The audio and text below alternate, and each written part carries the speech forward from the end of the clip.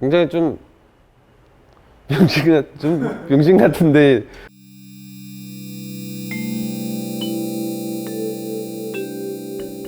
네, 이번에 알아볼 거는 람다 3.3 터보 엔진과 지금 새로 나온 G80에 올라간 람다 3 3.5 터보 엔진이 어떤 게 다른지 살펴보려고 합니다. 근데 1차적으로 다른 거는 이제 실린더 블럭은 똑같이 써요. 근데 블럭은 똑같이 쓰는데 블럭 안에 흐르는 냉각수를 제어하는 별도의 모듈이 설치된 녀석이 3.5 터보입니다. 그러니까 별도의 냉각수 흐름을 제한하는 장치가 블럭 내부에 심어져 있어요. 근데 블럭의 보어나 블럭의 사이즈는 같아요. 근데 배기량을 어떻게 높였냐 그거를 알려드리면, 배기량을 높인 방식은 크랭크 축을 재설계해서 그 피스톤 스트로크를 더 길게 가져갔어요. 그러니까 피스톤이 예전에는 요만큼 내려왔다면 더 많이 내려오게 재설계를 했습니다. 그러니까 그 재설계로 인해서 200cc 정도 그 배기량을 올렸어요. 그 다음으로 바뀐 거는 이제 순행식 인터쿨러로 바뀌었습니다. 3.3 터보는 이제 공랭식 인터쿨러를 사용했는데 이 녀석은 순행식 인터쿨러를 사용해요. 그래서 순행식 인터쿨러의 장점은 이제 흡기운이 일정적인 장점이 있어요. 근데 단점은 이제 엔진 냉각수 이외에 순행식 쿨러를 운영해야 되는 라디에이터를 추가 장착해야 되고, 순행식 인터쿨러로 순환되는 별도의 펌프를 따로 달아야 돼요. 그런 단점이 있습니다. 그러니까 비용적으로 순행식 인터쿨러가 비용이 더 높아져요, 생산 코스트가. 근데 순행식 인터쿨러의 장점은 유지성이 굉장히 좋고 신뢰성도 역시나 높아요. 그리고 이런 모듈화 엔진을 사용할 때는 순행식 인터쿨러가 더 월등히 유리합니다.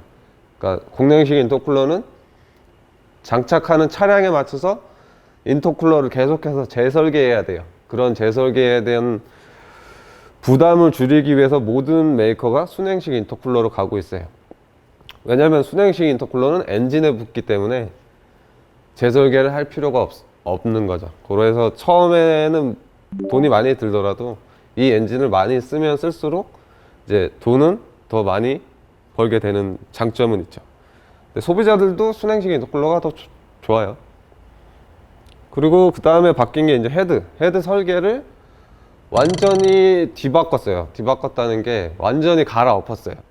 그래서 헤드 자체가 옛날에 썼던 람다 헤드라고는 상상이 안 될 정도로 완전히 갈아엎었습니다. 그래서 배기 매니폴드도 없애버렸고, 그리고 이제 직분사 인젝터 포지션 자체도 탑으로 끌고 왔어요. 그래서 이제 직분사 인젝터가 써먹기 가장 좋은 위치로 변경된 점, 그리고 헤드의 강성을 높이기 위해서 헤드를 투피스로 나눠서 설계했고, 실제로 투피스로 나눠집니다.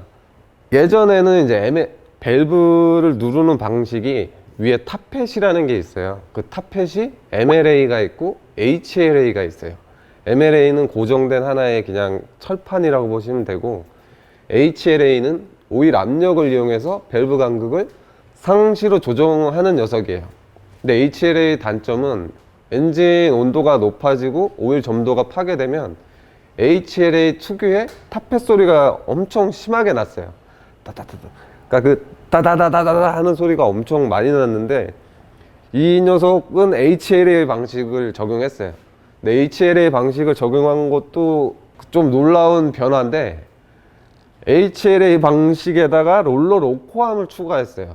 그러니까 로코암이라고 밸브를 다이렉트로 누르는 게 아니라 이 로코암이라는 별도의 장치가 캠을 누르고 이 로코암이 밸브를 누르는 형태로 바꿨습니다. 근데 그 로코암 방식의 단점을 없애려고 롤러 로코암으로 적용됐어요. 근데 롤러 로코암은 대표적으로 이제 저희가 아주 좋은 엔진이라고 하는 S2000 엔진에 적용된 방식이에요. 롤러 로코암 방식. 모터 스포츠를 하는 분들은 별로 좋아하는 시스템은 아니에요, 사실. 이게 배신을 많이 때려가지고, 그러니까 레이스를 오래 하면 할수록 밸브가 덜 열려요. 오일 점도가 파괴될 때는 밸브가 덜 열려서 기관 출력이 많이 떨어지는 단점이 있고, MLA 대비 HLA가 더 무겁습니다. 작동 무게가 무겁다 보니까 밸브 스프링도 더 두꺼운 게 들어가야 되는 단점이 있었어요. 그리고 HLA에 유압을 상시로 공급해야 되니까 기관 엔진 오일 펌프에 부담을 주는 단점도 있었어요. 2000년도 중반 이후부터는 모든 엔진이 HLA, MLA 방식이었는데 지금 이 녀석은 2020년인데 HLA로 되돌아왔어요. 좀 신기한, 좀 아이러니한 설계이긴 해요. 근데 이렇게 완전 갈아엎어야 될 정도로 무엇을 중시했는지는 사실 저는 잘 모르겠어요. 그러니까 현대에서 이렇게까지 헤드를 재설계하려면 엄청난 비용이 필요했을 거예요. 거의 1000억대 이상 투자를 해야 갈아엎을 수 있었을 설계로 완전히 탈바꿈을 했습니다. 근데 그 탈바꿈을 하면서 제일 대표적인 게 이제 HLA로 바뀐 거랑, 그리고 이제 듀얼 인젝션 그 방식을 추구하고, 그리고 3.3 터보보다 안 좋은 점은 캠이 낮아요. 그러니까 캠샤프트라는 장치가 있는데 캠샤프트 자체가 3.3 터보보다 1cm 이상 작아요. 그러니까 3.3 터보는 하이캠이라고 보면 이 녀석은 하이캠이 아닌 로우캠인 거죠. 그러니까 1cm 차이면은 어마어마한 차이예요. 그러니까 고RPM에서는 3.3보다 안 나갈 가능성이 높아요. 그래서 그런지 몰라도 고RPM을 안 쓰는 엔진입니다. 그래가지고 이 녀석은 레드존이 가솔린인데 5500rpm이에요.